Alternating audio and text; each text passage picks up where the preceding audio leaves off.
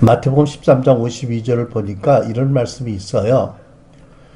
예수께서 이르시되 그러므로 천국의 제자된 서기관마다 마치 새 것과 옛 것을 그 곳간에서 내오는 집주인과 같으니라.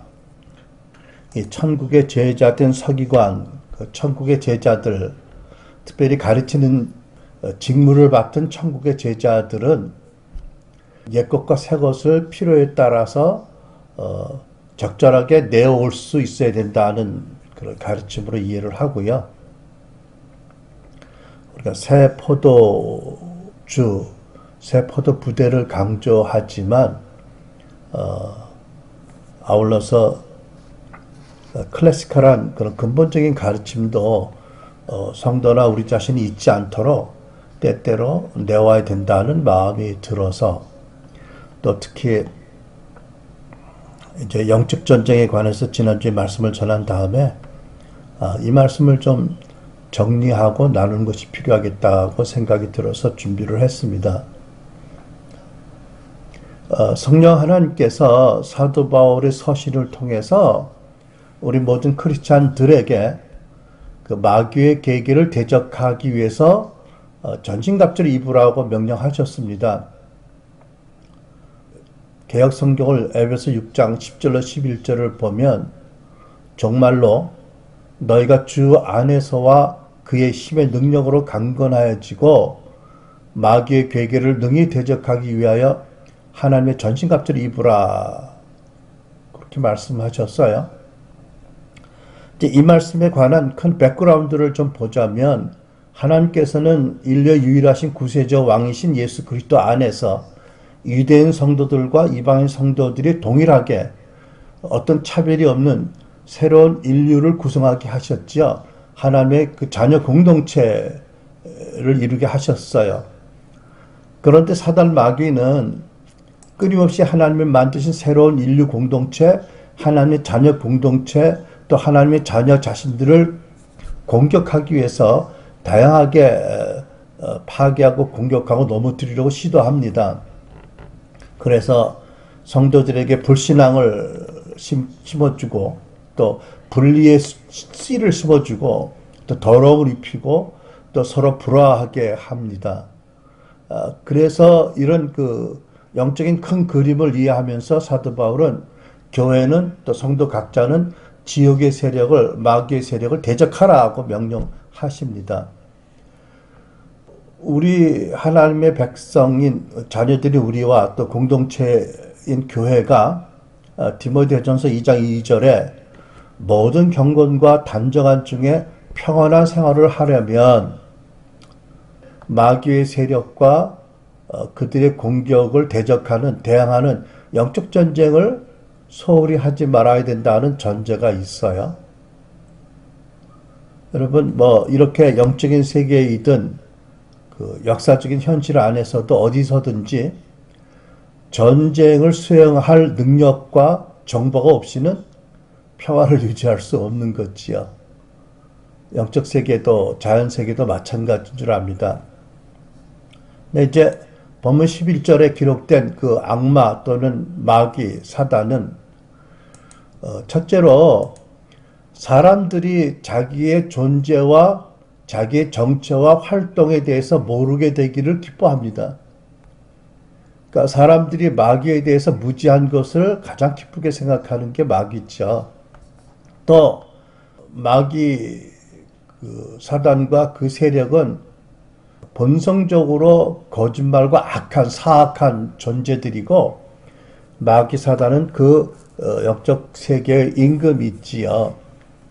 그리고 귀신의 그 레벨에 따라 다르지만 상당한 지식과 이성적인 능력도 있는 것으로 보이고요.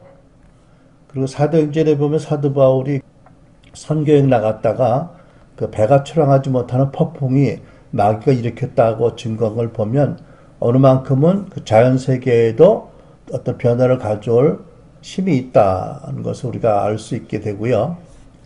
또 사단 마귀는, 그 세력들은 하나님을 두려워하면서 하나님의 백성들을 매우 미워하고 증오하는 존재들인 것을 알게 됩니다. 그래서 사단 마귀는 자기에게 속한 사람들도 미워하지요. 사랑할까요? 그 사랑이 없어요, 전혀. 자기에게 속한 사람도 미워하고 자기를 따르는 사람들을 악하게 이용하고 결국은 영원한 저주와 멸망으로 넘어뜨리는 자들이 있지요. 그런데 이제 본문의 말씀의 어떤 전제처럼 우리는 예수 믿는 하나님의 자녀들이, 성도들이 자기가 누구인 줄 알고 그리스도 안에서 하나님이 예수께서 주신 권세와 능력을 안다면 결코 마귀 사단을 두려워할 것은 아니다라는 것을 우리가 또한 전제적으로 알아야 될 것입니다. 예수님께서 베드로에게 그리고 여러 번 제자들에게 말씀하셨잖아요. 마태복음 16장 18절로 너는 베드로라 내가 이 반석 위에 내 교회를 세우리니 음부의 권세가 이기지 못하리라. 베드로와 우리에게 하시는 말씀이 너의 신앙 고백 위에, 사도적인 신앙 고백 위에 내가 부활해서 성령을 통해서 내가 내 교회를 세울 것이고 너는 그 안에 있는 한 음부의 권세가 결코 너를 이기지 못할 것이 아니라 음부의 권세가 너로 말미암아 떨 것이다 라고 말씀하셨어요. 그리고 계속해서 마귀를 이길 수 있는 권세를 주시겠다고 거듭 제자들이 말씀하셨잖아요.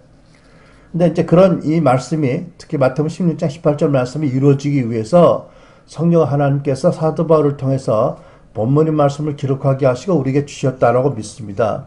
그래서 먼저 주 안에서와 그의 힘의 능력으로 강건해지라고 하셨어요. 그러니까 이 말씀은 우리가 잘 아는 에베소 3장 16절의 말씀, 그의 성령으로 말미암아 너희 속사람을 능력으로 강건하게 하도록 기도한다는 그 말씀과 동일한 의미인 줄 압니다. 그리고 11절에 하나님의 전신갑주를 입으라고 명령하셨어요. 여기 하나님 전신갑주를 입으라는 명령의 하나의 의미는 뭐냐 하면 이제 고대 군사 전투 상황에서 전투 현장에 돌입되는 군사들에게 바로 직전에 내려지는 명령이다. 그러니까 이제 곧 전투가 시작되니까 각계 군장을 또 완전 군장을 점검하라 하는 전쟁 개시 직전에 내려지는 명령이라는 것을 우리가 알아야 될 것입니다. 그 다음에 11절에 씨름이라는 단어가 나오는데 크리스찬인 우리를 미워하고 공격하는 마귀의 세력과 싸우는 우리의 싸움은 이런 모습이라는 거지요. 씨름이다. 그러니까 마치 현대 전쟁같이 미사일을 날리거나 뭐 장거리 대포를 쏘거나 멀리서 뭐 서로 대면하지 못하고 모니터에서 드론을 보내서 죽이고 뭐 이런 방식의 전쟁이 전혀 아니 있잖아요. 그 사도 바울 시대에 고대의 군사들이 또 검투사들이 싸우듯이 서로 대면에서 마주해서 서로 서서 찌르고 뭐 쓰러뜨리고 죽이기 위해서 죽기까지 싸우는 그런 모습을 연상시키는 단어지요. 근데 뭐 우리가 올림픽 경기 중에도 레슬링이 있고 한국에 뭐 씨름이 있지만 마귀의 세력과 씨름을 한다? 구역질 날 것 같아요. 그죠? 근데 구역질 난다고 뒤로 물러서면 안 되는 거예요. 대적하라고 하셨으니까. 그죠? 이게 참 아이러니입니다.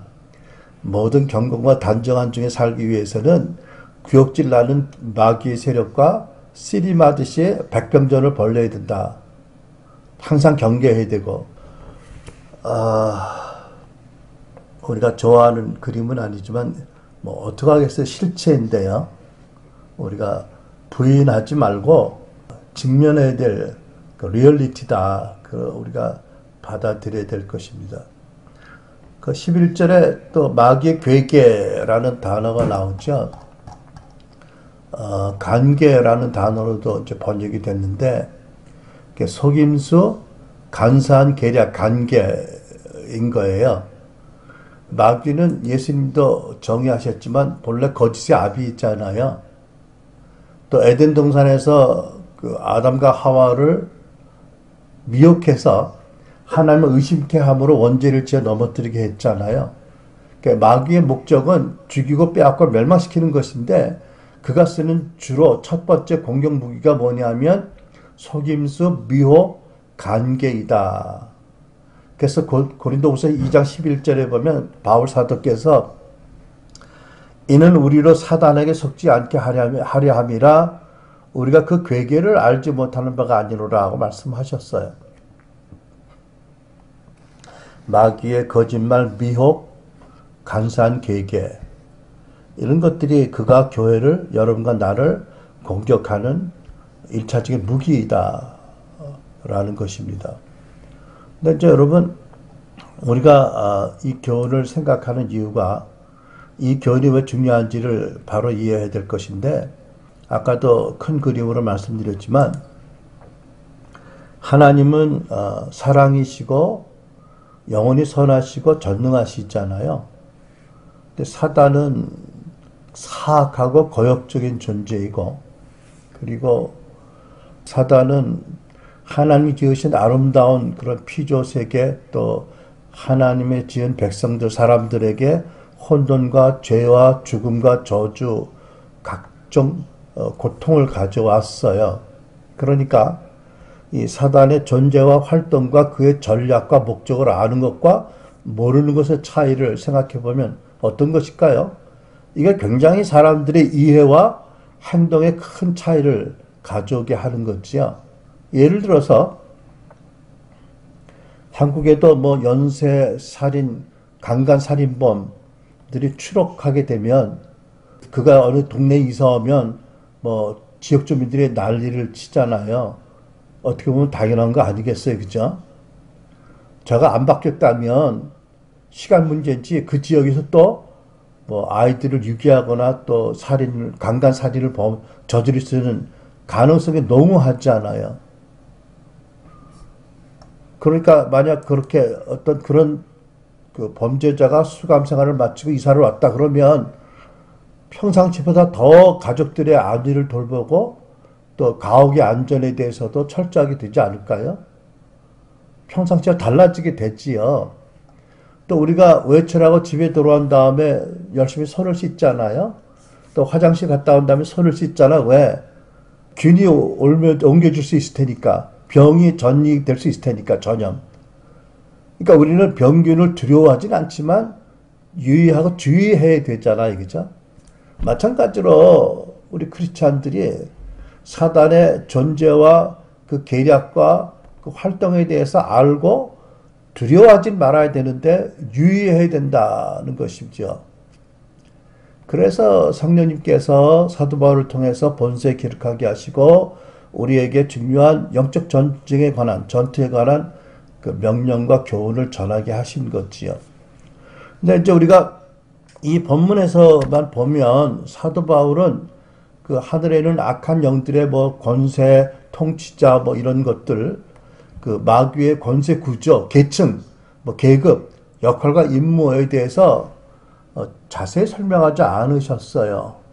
아마 그게 하나님의 의도 같아요. 하나님은 특별히 이런 사역에 전문적으로 부르시지 않으셨다면 일반적인 성도들이 그 악한 마귀의 권세의 체계와 시스템과 계급과 각 귀신들의 어떤 뭐 역할 이런 것들에 대해서 성경이 알게 하는 것 이상으로 더 자세히 알려고 하지 말아라 이런 어떤 의미도 담아있지 않나 생각을 합니다. 물론 여러분 뭐 이런 부분에 대해서도 자세한 정보가 정확한 것이 있다면 유익하겠고 또 뭐 그런 자세한 정보를 가지고 있다면 지식이 있다면 뭐 뽐낼 만도 하겠지만 그리스도 안에서 자랑할 것은 지식이 아니니까 일단 아무튼 그런 부분에 대해서 우리가 지나치게 대개 보면 성경보다 성경으로 알게 하시는 것보다 더 자세히 들어가다가 잘못되는 경우들이 좀 있거든요, 흔히. 그러니까 전문적인 영역으로 부르심 받지 않았다면 그렇게 자세히 더 하나하나에 대해서 위치와 계급과 구조와 시스템에 대해서 알려고 하지 않는 것도 좋을 것 같다는 것이 제 이해입니다. 아무튼 그 세력과 또 마귀에 대해서 알고 그들의 계계를 알고 그들의 본성을 알고 그들의 습관을 알고 그래서 그들을 대적하고 무엇보다 하나님 사랑하고 이웃 사랑하면서 지상된 명령에 순종해서 하나님 나라를 섬기는 게 가장 공격적인 또한 그 영적 전쟁의 권위 있는 전략이다라는 것을 믿으면 될 것으로 믿습니다. 여기 또 전신갑주라는 단어가 있는데 아마 사도 바울이 성령님의 감동으로 이 말씀을 쓸 때 그가 흔히 보았던 주변에서 로마 군인들을 연상하고 썼던 것 같아요. 비유적으로. 그러니까 여기 전신갑주라는 것은 고대 로마 군사들의 전투 복장, 또 전투 군장, 개인 군장 이런 것을 일컫는 단어입니다. 근데 그와 같이 하나님의 백성들, 자녀들, 크리스찬들도 하나님의 전신갑주를 입어야 된다고 말씀하세요. 근데 이 하나님의 전신갑주는 알고 보면 이미 우리가 예수 믿고 거듭났을 그 당시 또 그 이전부터 이미 하나님께서 교회에게 이미 주신 것들입니다. 근데 우리가 이것을 입고 안 입는 것은 우리의 선택이 아니고 의무인데, 근데 무지하다면 입지 않겠지요. 관심이 없다면 안 입고 유쾌하게 다니려고 하겠지요. 근데 그 결과가 결코 유쾌하게 되진 않겠지만 말이죠. 그래서 우리는 반드시 믿음으로 하나님의 전신갑주를 바로 알고 입어야 된다는 것을 분명히 이해해야 되겠습니다. 그리고 전신갑주가 이제 세트로 우리에게 주어졌는데 어떤 것을 입고 어떤 것을 안 입는다라는 것도 매우 위험한 것이고요. 그죠? 만약에 어떤 전신갑주의 한 부분이 소홀하면 원수가 그 부분을 집중 공격할 거 아니겠어요? 그죠? 그러니까 우리가 하나님의 전신갑주는 이미 주신 것이고 우리가 믿음으로 순종해서 입어야 되는 것이고 이게 선택이 아니라 마땅한 의무이고 명령이고 또 어떤 부분도 소홀하지 말아야 된다라는 것을 유의해야 될 것입니다. 특별히 우리가 이 전신갑주에 관해서 개인적인 우리가 영역을 좀 생각해 본다면 여러분 우리는 각 개인마다 장단점이 있는 것 같이 그 영적 전쟁에 관련해서도 어떤 부분은 좀 강하고 어떤 부분은 좀 취약한 부분이 있지 않을까요? 여러분 어떠세요? 우리가 이제 조상의 죄가 후손들에게 미치는 영향을 성경적으로 보면 죄로 인한 보응에 이게 있잖아요. 조상들이 거듭 또는 많이 지은 죄에 나도 모르게 끌려가는 어떤 그런 경향들이 있어요. 여러분 어떠세요? 어떤 가문에는요, 자기의, 교만이겠죠.가 강한, 패밀리, 라인의 프라이드가 매우 강한 그런 집안도 있고요. 어떤 집안에서는 보면 음란이 특별히 강하게 이렇게 반복적으로 패턴으로 나타나는 경우도 있고요. 또 어떤 사람들에게는 특별히 무정함이라든지 또는 그 부속받지 못한 성화되지 못한 인간적인 마음, 인정이라고 하지요.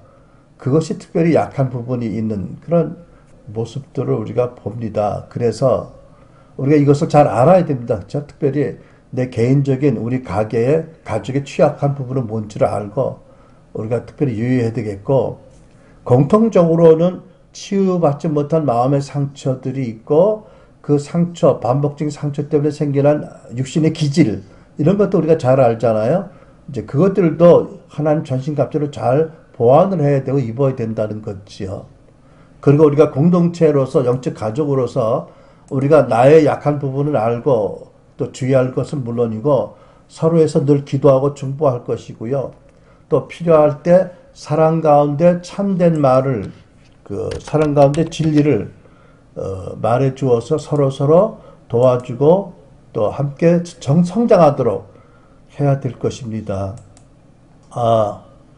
오늘은 진리의 허리띠에 대해서 좀 자세히 생각해 보려고 합니다.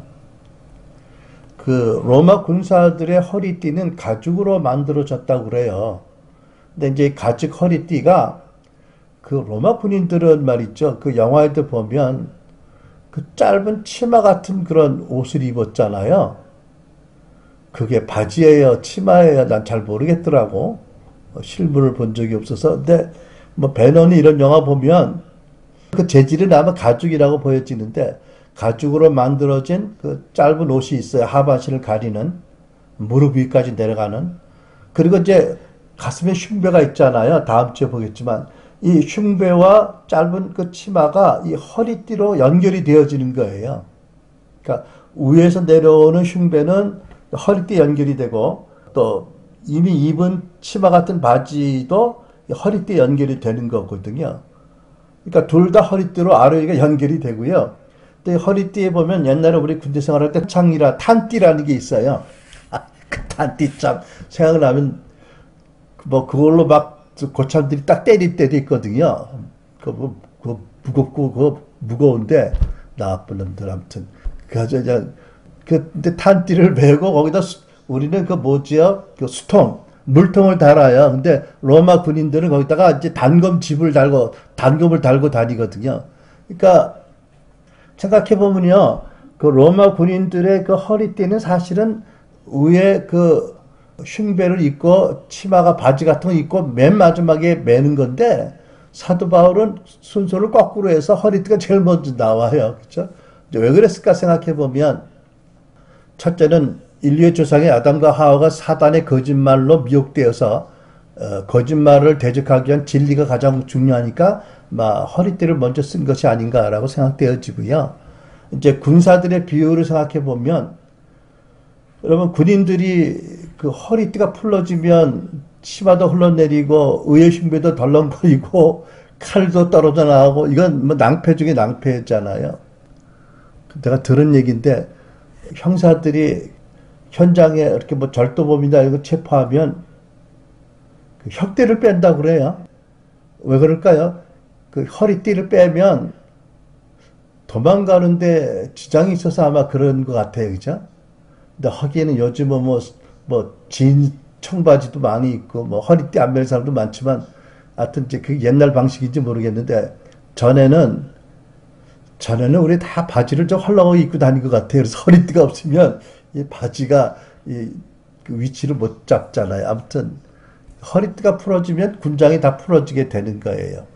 그리고 또 이제 그 씨름이라는 단어에서 생각해 봤지만 영적 전쟁 씨름 말 육박전을 한다고 할 때 그 군사들의 힘이 어디서 나올까요? 제가 보기에는 특별히 허리 힘이 중요할 것 같아요. 그죠? 칼을 휘두르고 방패로 맞고 창을 흔들고 그럴 때 신체 다 쓰겠지만 특별히 허리가 든든해야 안정적으로 싸우지 않을까요? 그래서 우리도 항상 진리로 우리의 허리띠를 삼고 우리 자신을 매야 된다. 꼭 풀어지지 않도록 그런 의미가 있다고 믿습니다. 근데 진리를 구체적으로 좀 더 생각해 본다면 무엇을 의미할까? 근데 여러분 그 14절에 보면 다음 시간에 보겠지만 평안에 예비한 복음의 신을 신으라는 말씀이 있거든요. 그러니까 이 진리의 허리를 띠라는 말씀은 복음과는 약간 상충하는 것은 아니지만 복음을 강조하는 그런 그 14절 말씀과는 좀 차별성 있는 어떤 진리를 의미한다라고 믿어집니다. 그러니까 우리가 꼭 알고 늘 우리가 참 마음의 허리띠를 매야 될 진리가 무엇일까를 생각해 본다면 특별히 저는 이런 게 있을 거라고 생각해요. 첫째는 성도 개인과 교회에 대한 정체성에 대한 말씀, 하나님의 말씀 중에 두 번째는 성도가 가져야 될 세계관에 관한 하나님의 말씀, 그 다음에 세 번째로는 하나님의 누구신지에 대한 계시적인 진리의 말씀, 세 가지가 그 중에 중요하다라고 저는 믿습니다. 그 중에 첫 번째, 성도 자신과 교회의 정체성에 관한 말씀이 있겠습니다.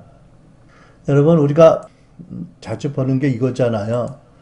사람들이 자아상은 신뢰할 것이 아니지만 많은 사람들이 자신의 거듭 경험한 것들을 통해서 또 주변 사람들의 나에 대한 태도들을 경험하면서 내가 누군지를 정의하잖아요. 근데 그거는 진리가 아닌 거예요. 그렇죠? 내가 누군지를 말씀해 주는 분은 누구예요? 우리 하나님 아버지고 주 예수님이시잖아요. 이게 굉장히 중요한 진리 허리띠의 한 부분이라고 생각을 해요. 성경에 이런 말씀 있잖아요. 내 사랑하는 자여, 또는 너는 내 사랑하는 아들이고, 또 하나님의 사랑이시고 하나님이 우리에게 십자가에서 그 사랑을 확증하셨다. 누구에 대한 우리에 대한 사랑. 이런 진리들이 나와 교회의 정체성을 세워주는 중요한 진리다, 말씀이다라고 믿습니다.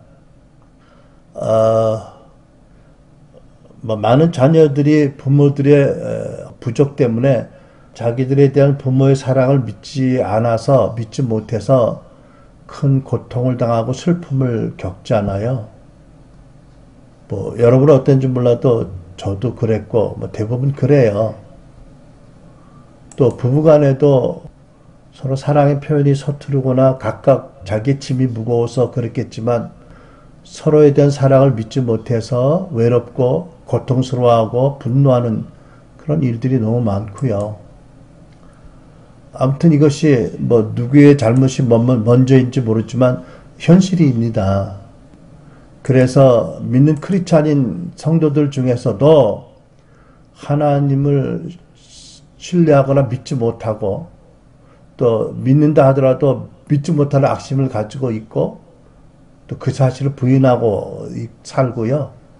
또 그리스도 안에서 내가 누구인지에 대한 말씀을 믿지 못합니다. 그래서 우리는 하나님이 그리스도 안에 있는 우리를 뭐 누구라고 말씀하시는지 그 진리가 우리의 허리띠의 첫 번째 가장 중요한 부분이라고 믿고요.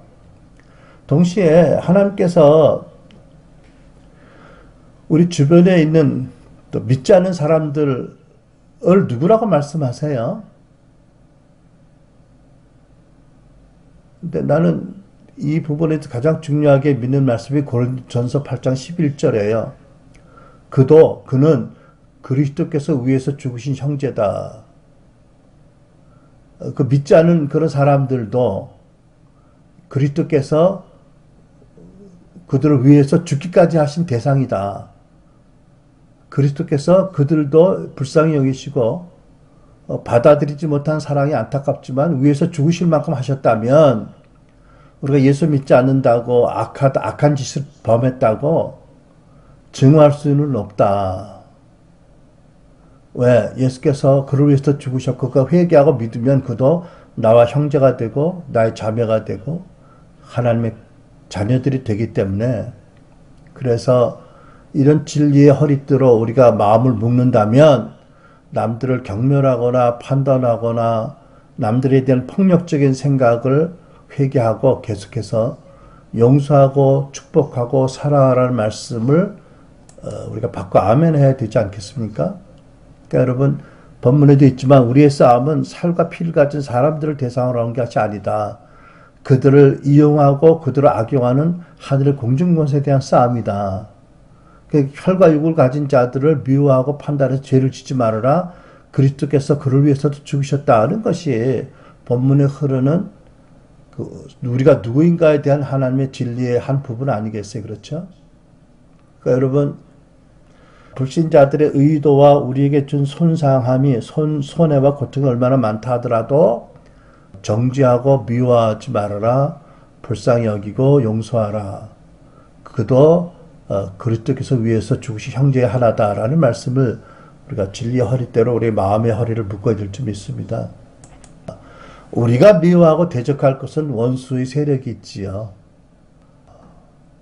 역사적으로 또 현실적으로 다른 사람들을 경멸하고 요즘 뭐 이렇게 잔악한 그런 살인사건들이 많이 일어나는지 또 무슨 뭐 황태자인지 뭔지 하는 미치광이 같은 사람 얘기를 왜 이렇게 많이 방송에서 보도하는지 모르겠는데 뭐 일본도로 뭐 닭을 하늘에 공중에 던져서 자르든지 뭐 자기들이 먹을 닭을 뭐 석궁 활로 쏴서 죽인다든지 그 정도면 어디 병원에 가야 될 대상 아닌가요? 하지만 그들도 어떤 깊은 상처가 있고 원수 마귀에게 미혹당해서 이용당한 거 아니겠어요? 여러분 우리는 하나님의 자녀들이 있잖아요.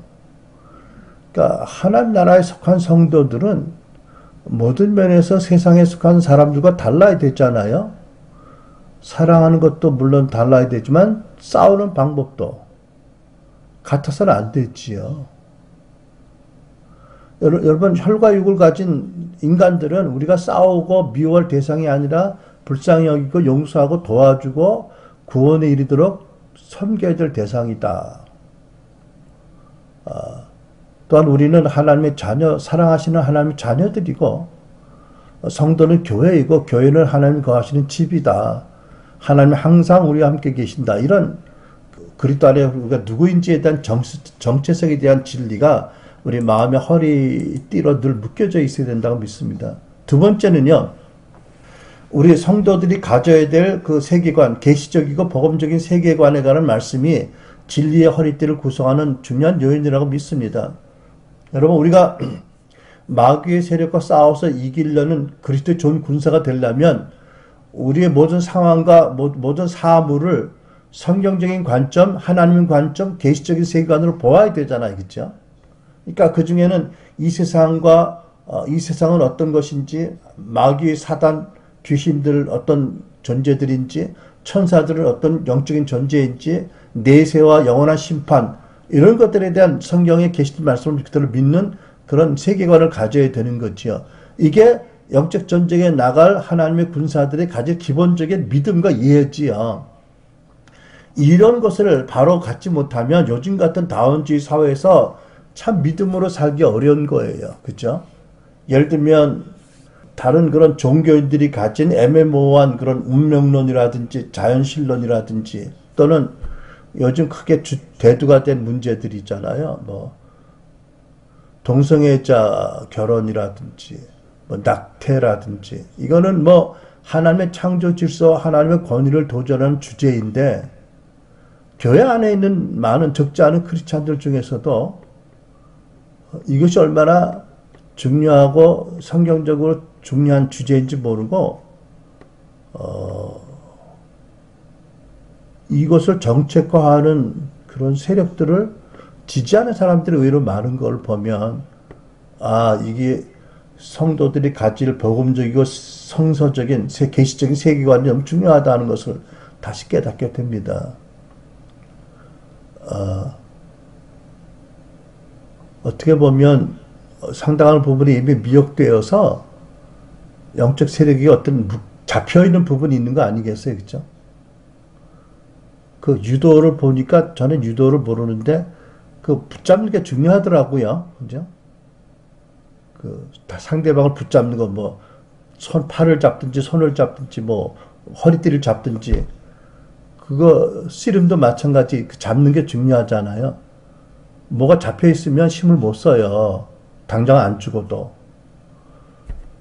그래서 계시적인 복음적인 세계관이 참 중요하다고 생각하고요. 그 다음에 마지막으로 하나님이 누구신지에 대한 말씀이 우리 마음의 허리띠, 진리의 허리띠가 되어야 된다고 믿습니다.